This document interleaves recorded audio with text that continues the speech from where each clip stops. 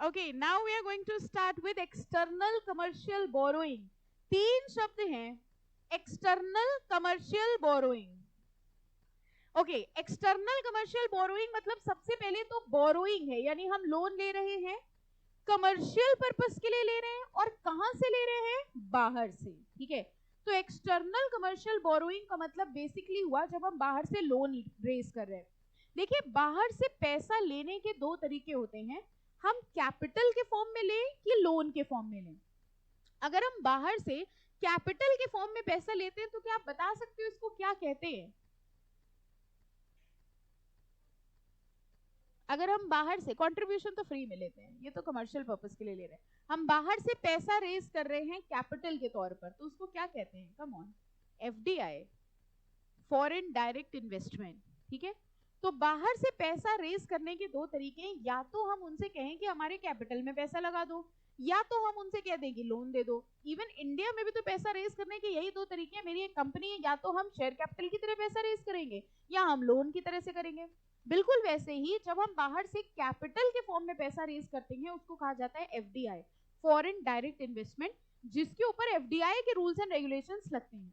Okay, और दूसरा तरीका ये होता है जब हम कैपिटल के फॉर्म में पैसा ना रेज करके लोन के फॉर्म में पैसा रेज करना चाहते हैं, जिसके ऊपर कौन सी रेगुलेशंस लगेंगी? ECB regulation, external commercial borrowing. Okay, तो एक्सटर्नल कमर्शियल बोरोइंग का बेसिक मतलब ये हो गया, हम बोरोइंग कर रहे हैं कमर्शियल पर्पस के लिए, और कहां से कर रहे हैं? बाहर से, एक्सटर्नल। ओके, तो इस चैप्टर में हम लोग बेसिकली पढ़ेंगे इन रेगुलेशन में बाहर के वो कौन कौन लेंडर्स हैं, रिकॉग्नाइज्ड लेंडर जो लोन दे सकते हैं, यहाँ के वो कौन कौन से एलिजिबल बोरोअर हैं जो पैसा ले सकते हैं, किन पर्पस के लिए पैसा ले सकते हैं, किस पर्पस के लिए पैसा नहीं ले सकते हैं।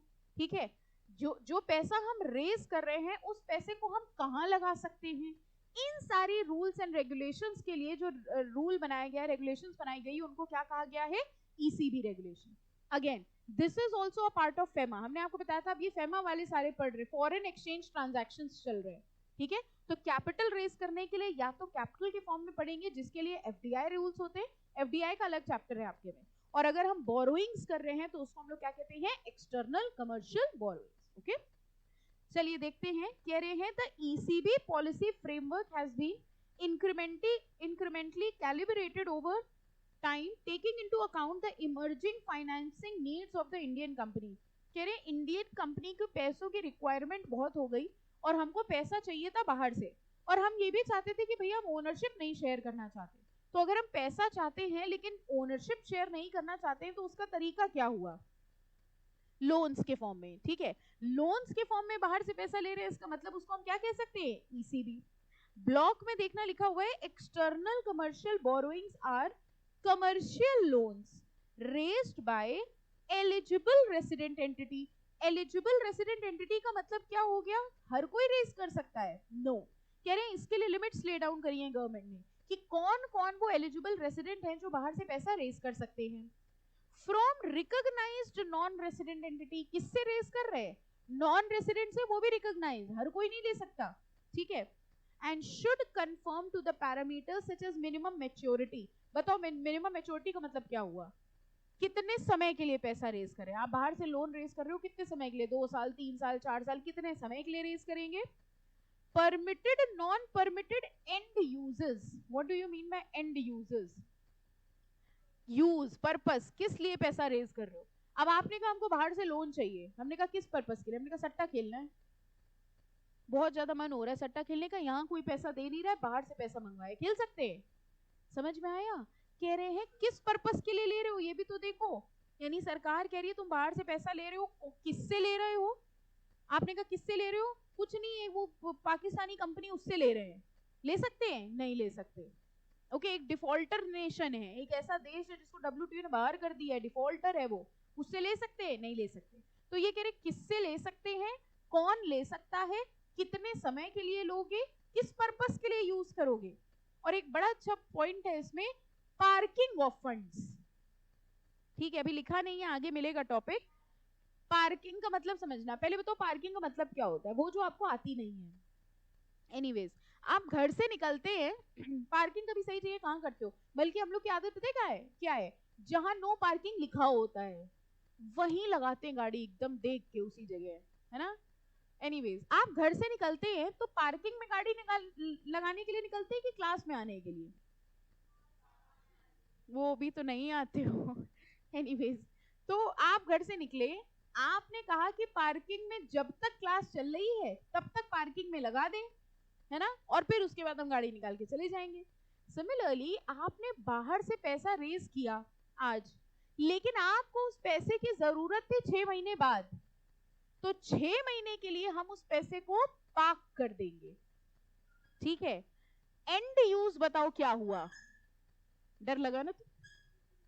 एंड यूज मतलब जिस पर्पस के लिए पैसा रेज किया है, और पार्किंग क्या हुआ? जब तक उस एंड यूज के लिए हम यूज कर रहे हैं तब तक के लिए हम उसको कहां पार्क करेंगे। तो एक बात बताइए, आप जैसे घर से आते हैं क्लास पढ़ने के लिए और गाड़ी अपनी पार्किंग में लगाते हैं, तो सेफ जगह लगाते हैं या कहीं भी लगा देते? अरे हाँ, पार्किंग बगल में है, किसी की नहीं होती खड़ी बगल में, आप कहते कहीं भी लगाओ देखा जाएगा, है ना। लगानी कहाँ चाहिए? सेफ जगह।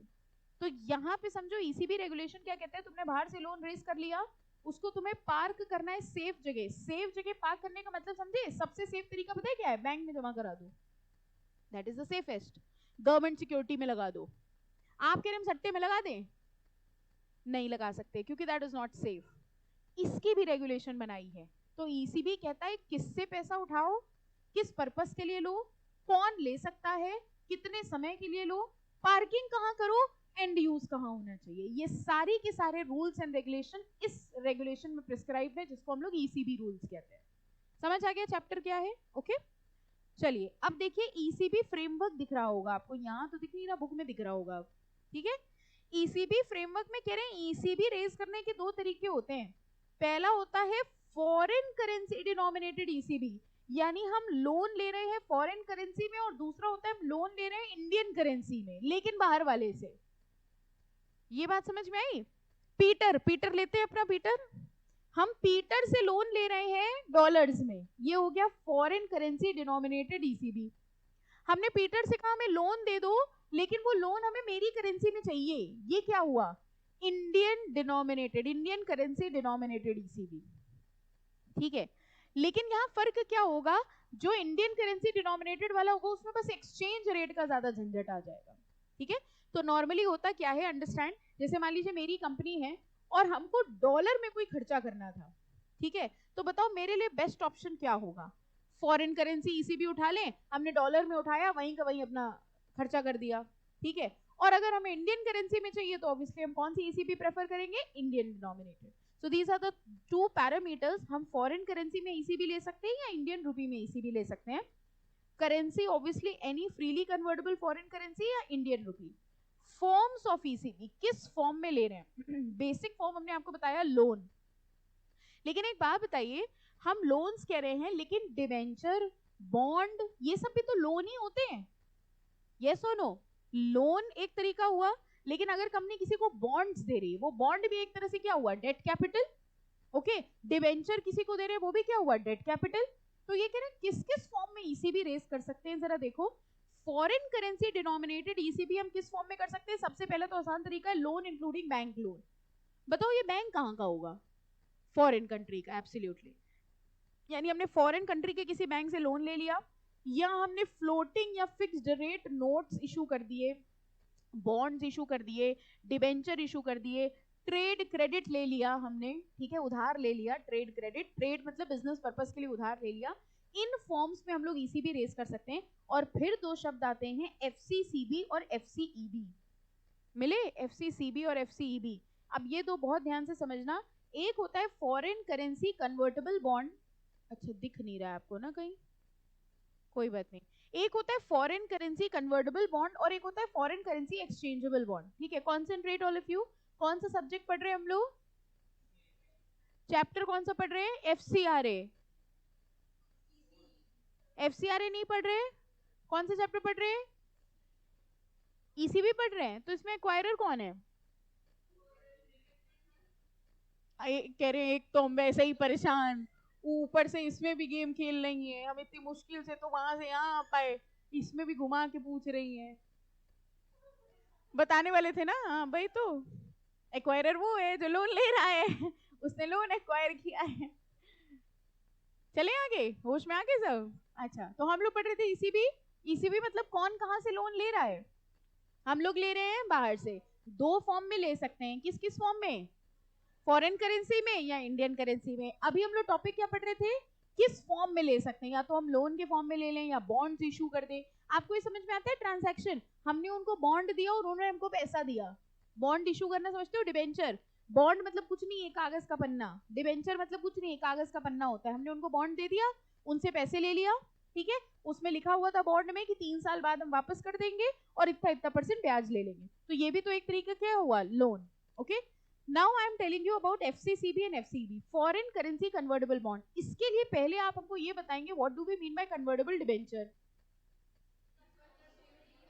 कन्वर्टेबल डिबेंचर एक लोन होता है जो किसमें कन्वर्ट हो जाएगा, कंपनी के शेयर में। यानी कंपनी कहती है आज हम तुमको कन्वर्टेबल डिबेंचर दे रहे हैं, ठीक है, यानी तुम हमको पैसा दो, लोन के फॉर्म में हम यूज कर रहे हैं, और वो डिबेंचर तुम्हारा कुछ समय बाद शेयर में कन्वर्ट हो जाएगा।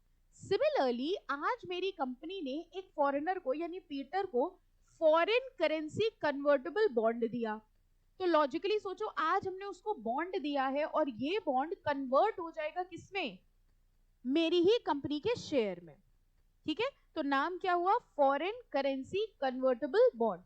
आज ये बॉन्ड है और ये बॉन्ड कुछ टाइम बाद कन्वर्ट हो जाएगा मेरी कंपनी के शेयर में। इनको क्या कहा जाता है, एफसीसीबी। जब तक ये लोन है तब तक तो ये ईसीबी में आ गया। बहुत ध्यान से सुनना मेरी इस बात को, जब तक एफसीसीबी लोन के फॉर्म में है तब तक इसके ऊपर क्या लग रहा है, ईसीबी रेगुलेशन। जैसे ही ये इक्विटी में कन्वर्ट हो जाएगा इसके ऊपर क्या लगने लग जाएगा, FDI regulations.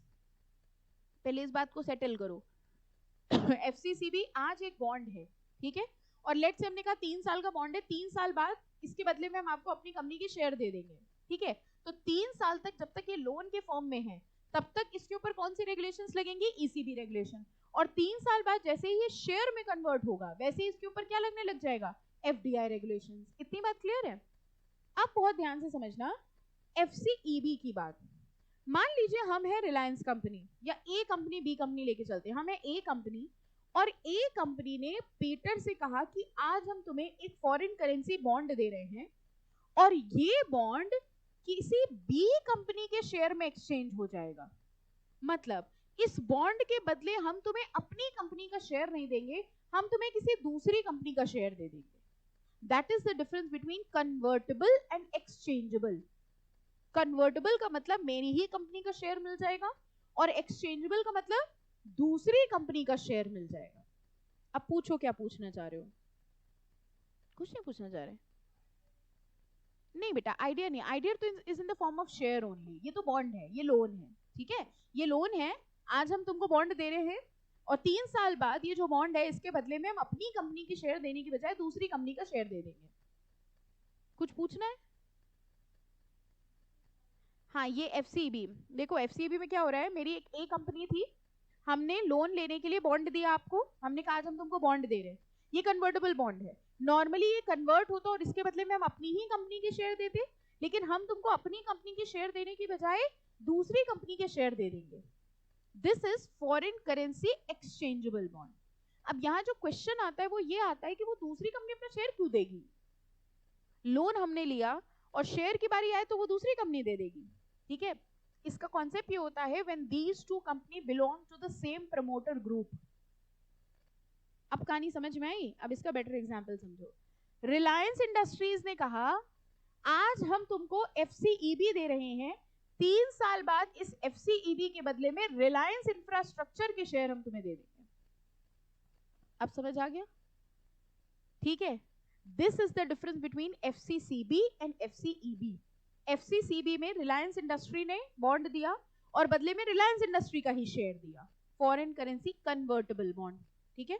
Foreign currency exchangeable bond, Reliance industry ने बॉन्ड दिया और ये कहा तुम्हारा ये बॉन्ड एक्सचेंज हो जाएगा, इसके बदले में हम तुम्हें दे देंगे अपनी किसी दूसरी कंपनी के shares, Reliance let's say infrastructure के shares. So this is the difference between FCCB and FCEB. अब बताओ डिफरेंस क्लियर है, पक्का कर लेंगे, एग्जाम में आएगा तो सही से बोलो yes ma'am, seat straight all of you. अच्छा एक बार हम खड़े हैं, आप सीधे बैठ तो सकते हैं कम से कम। जब हम सिट स्ट्रेट बोलते हैं तो आपको रियलाइज होता है अच्छा हाँ कैसे टेढ़े मेढ़े हो गए थे।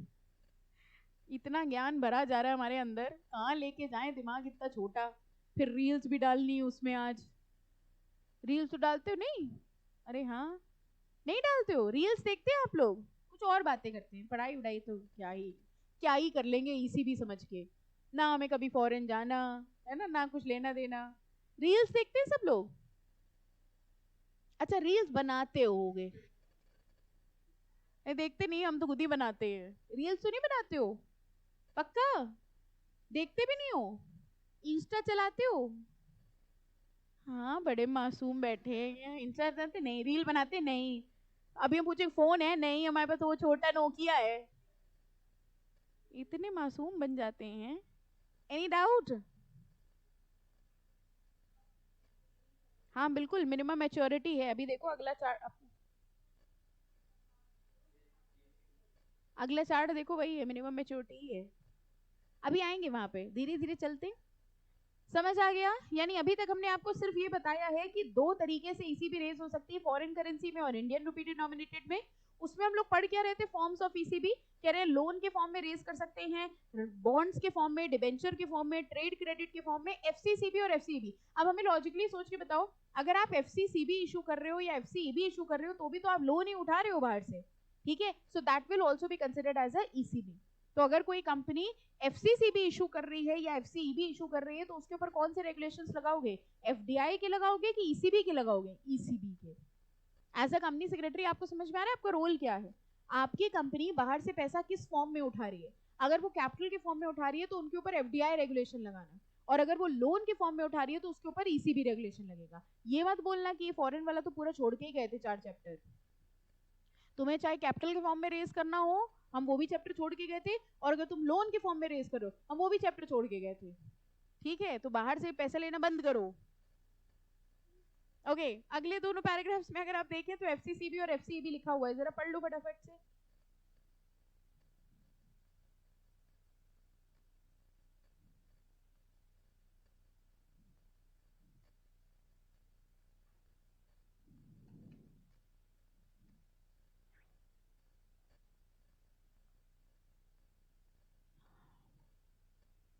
मतलब की बात सिर्फ पढ़ लेना कि उसमें उसी कंपनी के शेयर मिलते हैं और उसमें exchangeable into equity shares of another company to be called as offered company. Offered company बताओ कौन सी हुई? जिसके शेयर जा रहे हैं, Reliance infrastructure. I hope it is clear. Okay, और राइट हैंड साइड में इंडियन रुपी वाले ब्लॉक में देख लो, अगर रुपी में रेज कर रहे हैं तो किस किस फॉर्म में रेज कर सकते हैं? वही लोन्स इंक्लूडिंग बैंक लोन, ठीक है, फ्लोटिंग फिक्स्ड रेट नोट हो गए, प्रेफरेंस शेयर के फॉर्म में ले सकते हैं, ट्रेड क्रेडिट के फॉर्म में ले सकते हैं। वेनिला ही नीला क्या बात करने लग गए? ये तो वेनिला तो आइसक्रीम होती है, आइसक्रीम के फॉर्म में रेज कर सकते हैं। देखो एक तरीके के बॉन्ड लिखे, प्लेन वेनिला रुपी डिनोमिनेटेड बॉन्ड। अब आप ढूंढ रहे हैं कि चॉकलेट चिप भी है क्या? हम प्लेन वेनिला अच्छी नहीं लगती। प्लेन वेनिला का मतलब समझ लो, जो सबसे बेसिक, सी आइसक्रीम्स में जो सबसे बेसिक कैटेगरी होती है that is plain vanilla. Similarly वो बॉन्ड्स जो सबसे बेसिक कैटेगरी होते हैं उनको प्लेन वेनिला बोला जाता है। ओके तो एक नॉर्मल बॉन्ड जिसमें एक नॉर्मल रेट ऑफ इंटरेस्ट होगा, नॉर्मल टर्म्स एंड कंडीशंस होंगी, उसको प्लेन वेनिला बोला जाता है सिक्योरिटीज मार्केट के टर्म्स में। ठीक है, फाइन। तो ये कह रहे हैं इस फॉर्म में हम पैसा रेज कर सकते हैं। अब जरा आ जाओ एलिजिबल बोरोअर। बताओ ये इंडियन एंटिटी की बात कर रहे हैं कि फॉरेन एंटिटी की?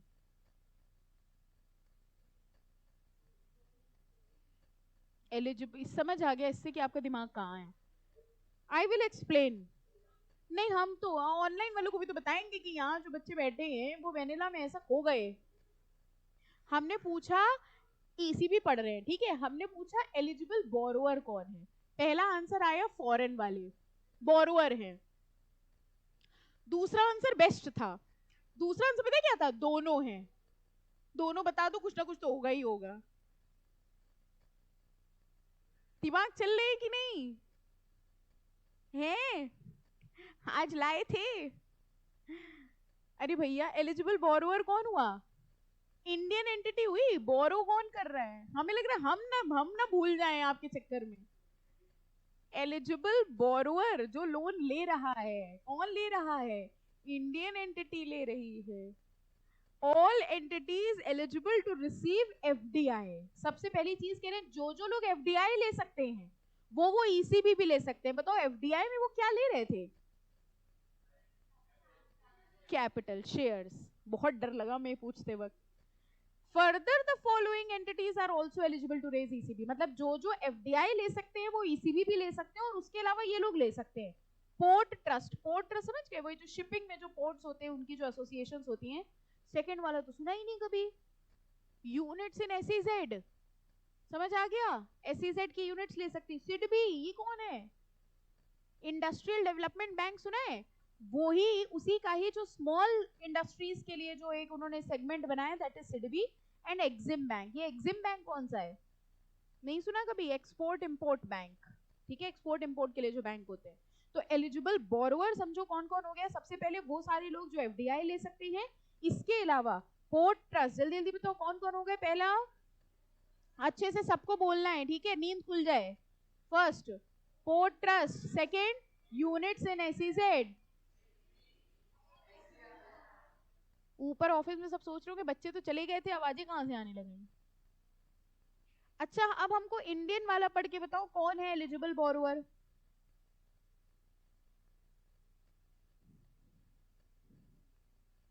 फर्स्ट पॉइंट क्या है? फर्स्ट समझ में आया? इधर वाले सारे, ठीक है, यानी जो एफडीआई लेने के लिए एलिजिबल है, पोर्ट ट्रस्ट, एसईजेड, सिडबी और EXIM, that is the first point. यानी जो इंडियन वाले, मतलब जो इंडियन वाला ईसीबी रेज कर सकते हैं, फॉरेन वाला रेज कर सकते हैं, वो सब इंडियन वाले भी कर सकते हैं। और सेकंड पॉइंट में एडिशनल कौन आ रहा है? registered entities engaged in microfinance activities like registered not for profit companies, society, trust etc। तो हमको बताओ ये जो सोसाइटी, ट्रस्ट एंड एक्सेट्रा ये सारी हैं, ये क्या ईसी, कौन सा ईसी भी नहीं रेज कर सकते? फॉरेन करेंसी वाला। अब समझ में आ गया? पक्का? तो हमको बताओ कि ईसीबी कितने तरह से रेज कर सकते हैं, कौन कौन से तरीके से?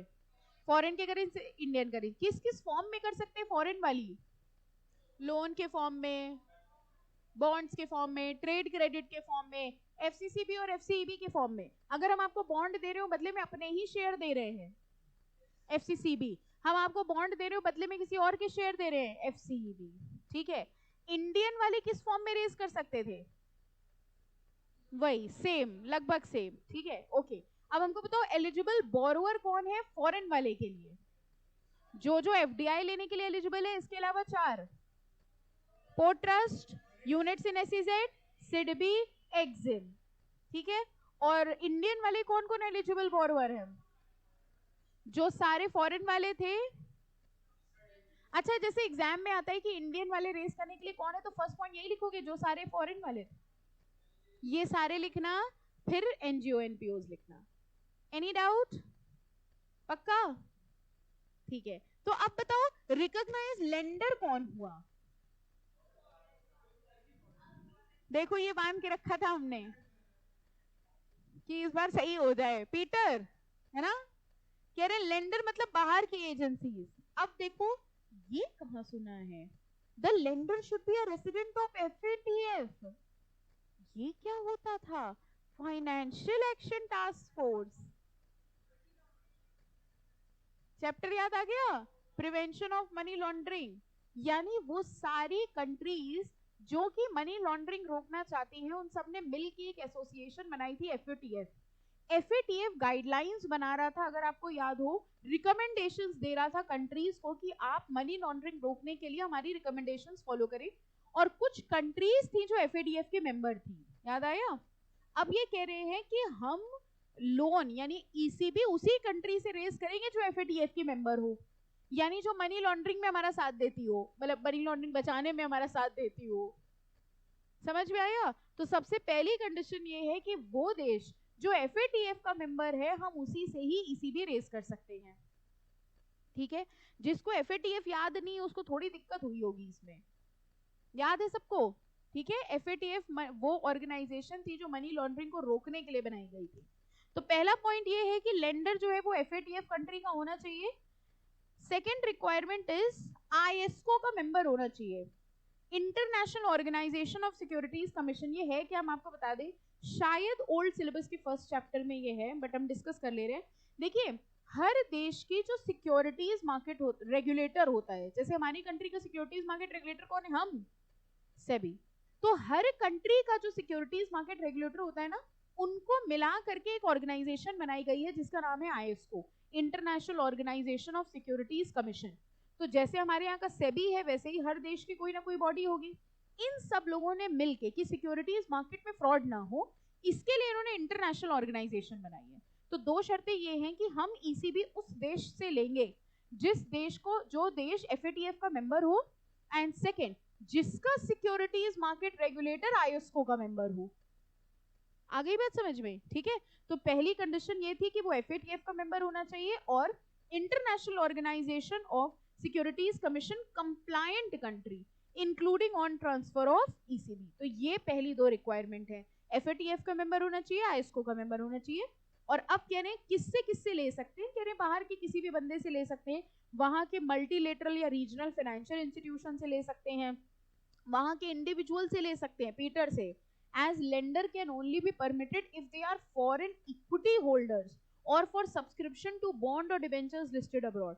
यानी बाहर के इंडिविजुअल से हम लोन तब ले सकते हैं अगर वो इक्विटी भी होल्ड कर रहे हो। फॉरेन इक्विटी होल्डर मतलब समझ गए? मतलब उनके पास कुछ इक्विटी भी इन्वेस्टमेंट करके उन्होंने रखी हो, तो हम उनसे लोन ले सकते हैं, अदरवाइज हम उनसे ECB रेस नहीं कर सकते। और थर्ड पॉइंट में देखो किससे लोन ले रहे हैं?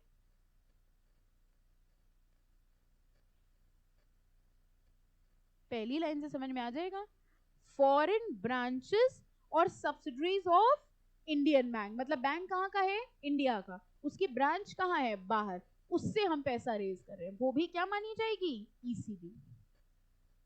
क्लियर? तो ये तीन तरीके के लोग हैं, मल्टीलेटरल फाइनेंशियल इंस्टीट्यूशंस हो सकते हैं, बाहर के बैंक हो सकते हैं, बाहर के इंडिविजुअल हो सकते हैं, लेकिन ये सिर्फ उस देश के होंगे जो देश FATF का मेंबर हो या जिसका सिक्योरिटीज मार्केट रेगुलेटर ISCO का हो। ठीक है, ये सब होंगे हमारे रिकॉग्नाइज लेंडर। हम लोग ने एलिजिबल बोरोवर पढ़ लिया, रिकॉग्नाइज लेंडर पढ़ लिया। अब आओ minimum average maturity period. Maturity period का मतलब कितने समय के लिए ये लोन लेंगे हम, जरा देखो। मिनिमम एवरेज मैच्योरिटी पीरियड कितना होता है? 3 इयर्स का। लेकिन आगे देखिए, कह रहे मिनिमम तो 3 होता है, लेकिन कुछ अलग अलग पर्पसेस के लिए ना अलग अलग मिनिमम एवरेज मैच्योरिटी स्पेसिफाई करी। मतलब एक जनरल बता दी इन्होंने 3 इयर्स की, लेकिन अगर आप देखो तो नीचे इन्होंने कैटेगरी वाइज बताया है कि किस पर्पस के लिए हम लोन ले रहे हैं। ओके, और मिनिमम एवरेज मैच्योरिटी पीरियड क्या है। जैसे फर्स्ट वाला देखिए, ECB कौन रेज कर रहा है? मैन्युफैक्चरिंग कंपनी रेज कर रही है अप टू 50 मिलियन। तो कितना मैच्योरिटी होनी चाहिए? 1 ईयर की। Okay fine. इसी तरह सेकंड कह रहे हैं हम ECB रेज कर रहे हैं फॉरेन इक्विटी होल्डर से, किस पर्पस के लिए रेज कर रहे हैं? वर्किंग कैपिटल पर्पस के लिए, जनरल कॉर्पोरेट पर्पस के लिए, या अपने लोन चुकाने के लिए। Okay, it may be noted that ECB cannot be raised from foreign branches or subsidiaries of Indian Bank. The prescribed MAMP will have to be strictly complied, और इसके लिए होगा 5 years। यानी अगर हम बाहर से लोन ले रहे हैं अपने वर्किंग कैपिटल के लिए, या फिर जनरल कॉर्पोरेट पर्पस के लिए, या फिर अपने लोन चुकाने के लिए, तो पहली चीज तो हम कितने समय के लिए लोन ले सकते हैं? 5 साल के लिए। और इसमें भी कह रहे हैं हम किससे नहीं ले सकते? जो इंडियन बैंक की फॉरेन ब्रांचेस है उनसे नहीं ले सकते। बी वाला पॉइंट अपने आप पढ़ के देखो, समझ में आया?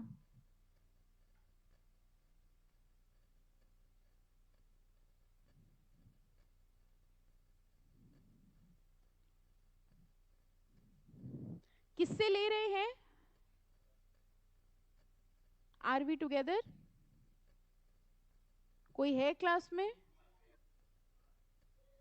कहाँ गए सब? किससे ले रहे हैं? फॉरेन इक्विटी होल्डर से। किस पर्पस के लिए ले रहे हैं? Working capital, day to day खर्चों के पर्पस के लिए। तो कितने समय का ले सकते हैं? 5 साल का। तो हमको बताओ फिर सी में क्या फर्क है, बी और सी में क्या फर्क है? उसमें भी तो वर्किंग कैपिटल के लिए ले रहे हैं। हाँ, बी वाले में फॉरेन इक्विटी होल्डर से ले रहे हैं और सी वाले में किसी से भी ले रहे हैं। तो फॉरेन इक्विटी होल्डर से अगर हम लोग वर्किंग कैपिटल पर्पस के लिए ले रहे हैं तो 5 साल की मिनिमम एवरेज मैच्योरिटी है, और अगर किसी और से ले रहे हैं तो 10 साल की। ठीक है, इसी तरह से डी वाला है, देखो ईसीबी रेज कर रहे हैं किस पर्पस के लिए, repayment of rupee loan availed domestically, मतलब हमने यहाँ पर कोई लोन लिया था, उस लोन को चुकाने के लिए हम बाहर से लोन ले रहे हैं।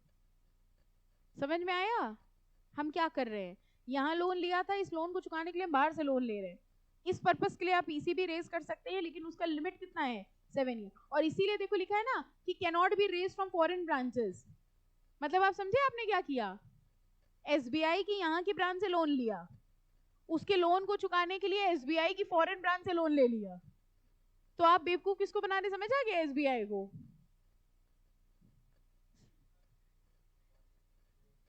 ऑन लेंडिंग ना, देखो सी वाले का सेकंड पॉइंट देखिए, हम ईसीबी रेज कर रहे हैं वर्किंग कैपिटल पर्पस के लिए, और सेकंड कह रहे हैं ईसीबी रेज किया है एनबीएफसी ने, और एनबीएफसी दे रही है किसी को कॉर्पोरेट पर्पस के लिए।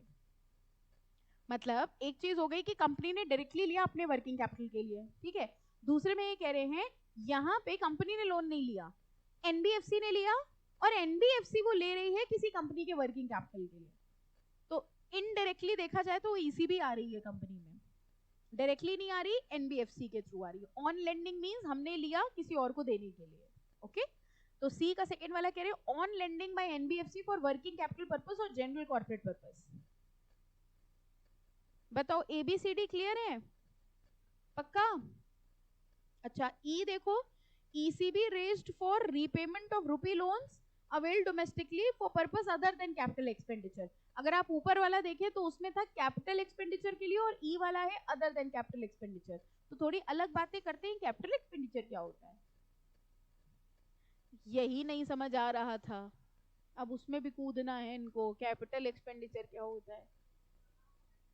हा सो इंटेलिजेंट, एक बड़ा इंटेलिजेंट आंसर आया है, जो रेवेन्यू एक्सपेंडिचर नहीं होता वो होता है कैपिटल एक्सपेंडिचर। बेसिकली मशीन्स वगैरह के लिए जो हम लोग खर्च करते हैं, एसेट्स वगैरह के लिए, वो क्या होता है कैपिटल, और जो डे टू डे बेसिस में होता है वो होता है रेवेन्यू एक्सपेंडिचर। ये लिमिट्स आगे दी हुई थी, तो आई थिंक ये चार्ट आपको समझ में आ गया कि किस कैटेगरी के लिए कितने पर्पस के लिए हम लोग लोन मतलब कितना समय के लिए लोन रेज कर सकते हैं, that is the minimum average maturity period. तो ईसीबी में सबसे पहले हम लोगों ने पढ़ा कितने फॉर्म में रेज कर सकते हैं। अब हम कुछ पूछ रहे हैं, बता समझा नहीं रहे कुछ, अब हम क्वेश्चन पूछ रहे हैं, ठीक है, सॉरी हमने बताया नहीं। हाँ अब हम क्वेश्चन पूछ रहे हैं, ठीक है, अब आपको बताना है, ओके। हाँ किस किस फॉर्म, चैप्टर कौन सा पढ़ रहे हैं हम, बाहर से पैसा 2 फॉर्म में रेज कर सकते हैं, कैपिटल के फॉर्म में और लोन के फॉर्म में। कैपिटल के फॉर्म में रेज करते हैं तो एफडीआई रेगुलेशंस लगती हैं, ठीक है, और लोन के फॉर्म में रेज करते हैं तो ईसीबी। हम ईसीबी 2 फॉर्म में रेज कर सकते हैं, foreign currency, Indian currency. Foreign currency ECB किस किस तरीके से रेज कर सकते हैं, लोन के फॉर्म में, क्रेडिट के फॉर्म में, एफसीसीबी, एफसीईबी। अगर अपनी कंपनी के लोन के बदले में अपनी कंपनी का शेयर देंगे तो, और दूसरी का देंगे तो एफसीईबी। और इंडियन करेंसी में भी यही फॉर्म में हम पैसा रेज कर रहे थे, ठीक है। बोरोअर कौन था eligible borrower foreign currency ECB का, जो एफडीआई ले सकता है, और 4 port trust, units of SEZ, SIDBI, ठीक है। और इंडियन करेंसी वाले में ये सब और एनपीओ, एनजीओ, सोसाइटीज, ट्रस्ट, ठीक है। लेंडर कौन थे, जो एफएटीएफ के मेंबर हो या आईएसको के मेंबर हो। इसके अलावा वहां के फाइनेंशियल इंस्टीट्यूशंस दे सकते हैं, और इंडिविजुअल्स भी दे सकते हैं अगर वो इक्विटी होल्डर हो, और foreign branches of Indian bank. फिर हम लोगों ने टॉपिक स्टार्ट किया मिनिमम एवरेज मैच्योरिटी का, कि किस किस पर्पस के लिए कितने समय का लोन लिया जा सकता है। एनी डाउट, पक्का आगे बढ़ेंगे, नहीं बता रहे बढ़ेंगे, है अभी टाइम, ऐसे कैसे, आगे आओ। एंड यूजर्स, ठीक है, एंड यूज मतलब किस पर्पस के लिए लोन रेज किया, और उसमें ब्रैकेट में लिखा है नेगेटिव लिस्ट, मतलब इन पर्पस के लिए नहीं ले सकते। पहला देखो, रियल एस्टेट एक्टिविटी, सबसे ज्यादा जो 2 नंबर की धांधली होती है वो कौन से सेक्टर में होती है? यही रियल एस्टेट। यार ये सब बड़े अजीब सेक्टर है। हमने बाहर से लोन रेज किया, हम उसको यहाँ पर रियल एस्टेट में नहीं लगा सकते। एक्चुअली बाहर वालों को भरोसा नहीं होता, उनको लगता है कि यहाँ आप लोग जरूर 2 नंबर का कुछ ना कुछ करोगे। ओके, दूसरा, कैपिटल मार्केट में लगा दिया, सट्टेबाजी खेल डाली, कर सकते हैं, ठीक है। थर्ड, इक्विटी इन्वेस्ट, ऑब्वियसली कह रहे प्रोडक्टिव पर्पस के लिए लगाई। ये कि आपने बाहर से लोन लिया, यहाँ कोई प्रोजेक्ट लगा रहे हो, फैक्ट्री लगा रहे हो, ऐसा कुछ करिए। अब आप यहाँ पे लोन लेके यहाँ पे आप किसी और पर्पस के लिए लगा रहे हैं तो उसके लिए यूज नहीं होगा। ये 3 हुए नेगेटिव लिस्ट के, real estate, investment in capital market and equity investment. और फोर्थ में क्या लिखा है? वर्किंग कैपिटल पर्पस के लिए नहीं यूज कर सकते। ऊपर तो लिखा था कि कर सकते हैं, एक्सेप्शंस हैं। अच्छा देखो पूरा पॉइंट पढ़ के देखो, कह रहे working capital purpose except ECB raised from foreign equity holder for working capital purpose and general capital purpose, and except ECB raised for working capital purpose for general corporate purpose on lending by NBFC। कुल मिला के short में आपको बताएं, जो ऊपर वाले 2 थे उनको छोड़ के किसी और तरीके से वर्किंग कैपिटल के पर्पस के लिए ECB रेज नहीं कर सकते।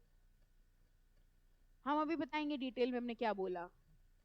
ऊपर 2 थे, फॉरेन इक्विटी से ले रहे थे, और एक वो एनबीएफसी से ऑन लेंडिंग के लिए ले रहे थे। सिर्फ इन 2 लोगों से हम लोग वर्किंग कैपिटल पर्पस के लिए लोन ले सकते हैं।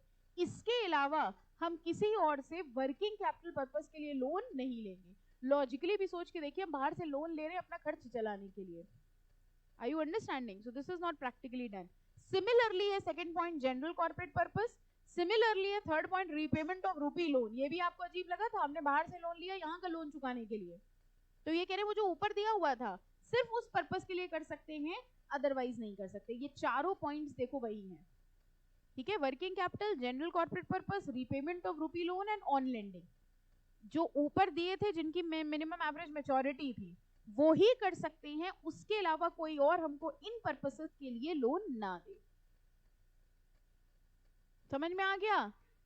आखिरी के 4-5 मिनट जो आपको जल्दी जल्दी समझ में आता है वही आ रहा है ना इस टाइम? पक्का? सर दर्द तो नहीं हो रहा? भारी भारी चीजें पढ़ रहे हैं आजकल हम लोग, है ना? कहीं से ये थ्योरी सब्जेक्ट लगते हैं आपको? थ्योरी तो नहीं लगते, पूरा दिमाग लगता है इनमें। और यही एक्चुअली आपका कोर एरिया है, दिमाग लगाना। वही है नहीं, कोई नहीं है ऐसी बात, क्या बात करें। एक्सचेंज रेट पढ़े? ये फ्रस्ट्रेशन आई ना, अब पढ़ाई, अब पूरा पढ़ा के ही छोड़ो। चलो यहाँ पे स्टॉप करते हैं, इतना गलत थोड़ी करेंगे आपके साथ। एक टॉपिक दिखा आपको, पार्किंग अगर बुक ना बंद करी हो तो? पार्किंग दिखी? बस वहीं गाड़ी लगानी है, ठीक है। कह रहे अच्छा एक बात बताओ, अगर हम आपसे कहें पार्किंग अब्रॉड, इसका मतलब क्या हुआ? बाहर से लोन रेज किया और हमें वहीं चाहिए था, ठीक है, तो हमने क्या किया, वहीं से लोन रेज किया, वहीं पार्क कर दिया और वहीं 2 साल बाद निकाल लिया। और पार्किंग इन इंडिया मतलब वहां से लोन रेज किया, यहाँ लेकर आए, यहाँ पार्क किया और फिर यहाँ यूज किया, ठीक है। फाइन, चलो यहाँ पे स्टॉप करेंगे, नेक्स्ट लेक्चर पे we'll finish this chapter. Okay, चलिए, धन्यवाद। आपका सहयोग के लिए हम आभारी हैं। धन्यवाद।